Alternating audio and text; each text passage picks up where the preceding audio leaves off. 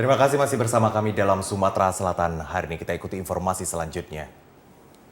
Saudara, sampah elektronik adalah masalah baru dalam perkantoran, tak terkecuali di kantor TVRI Sumatera Selatan.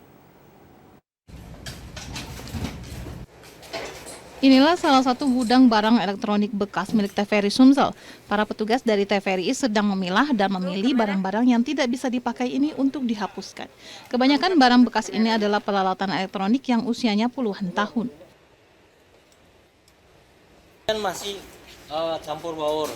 Nah, ini kan anak di kelompok kok yang lighting mana, yang VTR mana, yang lain-lain mana di gudang belakang untuk dijengukin kayak dengan orang-orang KPKN.